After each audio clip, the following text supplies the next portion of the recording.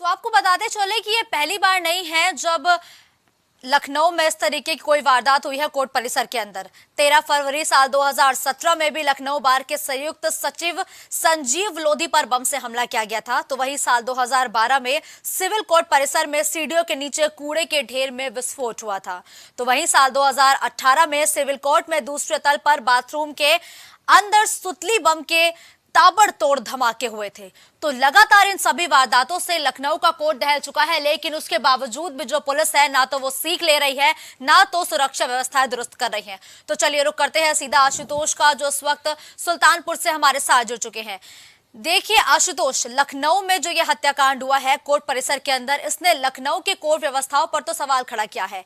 ऐसे में जो सुल्तानपुर का न्यायालय है वहां पर सुरक्षा मानकों का किस तरीके से पालन किया जाता है और सुरक्षा व्यवस्थाएं कितनी दुरुस्त हैं? जी बिल्कुल, आपको बता दें सुल्तानपुर की सुरक्षा व्यवस्था को लेकर अगर बात करती हैं, यहाँ पे दिवाली के दो से तीन गेट बने हुए हैं, जिसमें से 2 गेट पे सुरक्षा कर्मी लगे हैं, लेकिन वहां पे चेकिंग अभियान तो नहीं चलता, लेकिन मशीन लगे हुए हैं। इसी को अगर हम बात करते हुए चले, सुल्तानपुर में सुरक्षा व्यवस्था को लेकर क्या यहाँ के इंतजाम किए गए हैं और किस तरह की व्यवस्था को लेकर लोग चल रहे हैं। हमारे बीच में कुछ यहाँ पे दीवानी परिषद के जो है यहाँ पे वकील हैं, उनसे भी चर्चा करेंगे क्या है आपकी दीवानी परिषद की व्यवस्था को लेकर। जिस तरह लखनऊ में कांड हुआ है, लखनऊ के कांड को लेकर सुल्तानपुर में क्या माहौल आपका बनना है और सुरक्षा व्यवस्था को लेकर क्या चल रहा है यहाँ पे? मैं Santosh Pandey, advocate, civil court Sultanpur. पहले तो ये जो लखनऊ में कांड हुआ इसकी मैं घोर निंदा करता हूँ, क्योंकि एक जो भी हुआ ये कोर्ट कैंपस के अंदर और ऑनरेबल कोर्ट के सामने ये घटना घटित हुई है और जो हत्यारे थे वो वकील के ड्रेस में आए थे। तो ये बेहद शर्मनाक घटना है, जिसकी जितनी निंदा की जाए उतना कम है। यहाँ जहाँ तक हमारे यहाँ सुरक्षा का सवाल है, तो अब अभी हाल में यहाँ पर बाउंड्री वॉल बना सुरक्षा की दृष्टि से। गेट भी कई गेट थे जो बंद कर दिया गया है। इस समय 2 गेट संचालित होते हैं जहाँ से आवागमन रहता है, लेकिन सुरक्षा व्यवस्था में कुछ कमियां हैं जिसमें सुधार की आवश्यकता है। इस घटना को देखते हुए हमारे यहाँ ऑनरेबल जिला जज साहब आज उसमें सक्रियता दिखाते हुए उन्होंने पूरे दीवानी परिसर का मुआयना किया और आवश्यक दिशा निर्देश भी उन्होंने जारी किया, जो एक सराहनीय कदम है। लेकिन ये जो इस तरह की हत्याएं हो रही हैं कोर्ट कैंपस के अंदर, ये बेहद शर्मनाक है।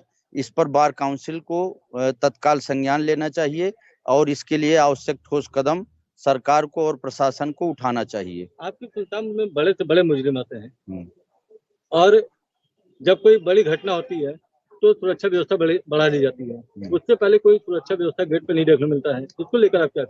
ऐसा है कि निश्चित रूप से आप बिल्कुल सही कह रहे हैं। मेटल डिटेक्टर लगे हुए थे, लेकिन वो भी जो है खराब स्थिति में है। आज उसके लिए शायद आवश्यक दिशा निर्देश जिला जज साहब ने जारी किया है और उचित सुरक्षा के लिए उन्होंने इंतजाम के लिए बोला है। ये सुरक्षा व्यवस्था तो हमेशा होनी चाहिए और जहां तक हमारे दृष्टिकोण से तो यहाँ हर दीवानी परिसर की सुरक्षा व्यवस्था ऑनरेबल हाई कोर्ट जैसी हो जानी चाहिए और उसकी सघन चेकिंग अभियान होना चाहिए। यहाँ तक अपराधी अंदर असलहे लेकर चले आ रहे हैं, तो इस तरह से किसी भी वारदात को अंजाम दे सकते हैं। किसी वकील के साथ, किसी अधिकारी कर्मचारी के साथ कोई भी अप्रिय घटना कारित हो सकती है। तो ये जो है नहीं होना चाहिए और वहाँ मेटल डिटेक्टर पूरी तरह से होना चाहिए और सुरक्षा व्यवस्था और सबकी आईडी चेक हो, सबको एक लोगों की तब एंट्री दी जाए, या यहाँ पर ऐसा कंप्यूटराइज सिस्टम कर दिया जाए जो डेली प्रैक्टिसिंग लायर हैं उनके सीओपी, उनके रजिस्ट्रेशन उसमें फीड रहे, पहुंचते ही उनको दिखाना भी ना पड़े और कंप्यूटर में सारा डाटा आ जाए, तब उनकी एंट्री हो या पास बनाने की सुविधा किया जाए। तो इस तरह से तभी सुरक्षा व्यवस्था में सुधार हो सकता है, अन्यथा तो कोई भी आए जाए कोई मतलब नहीं है।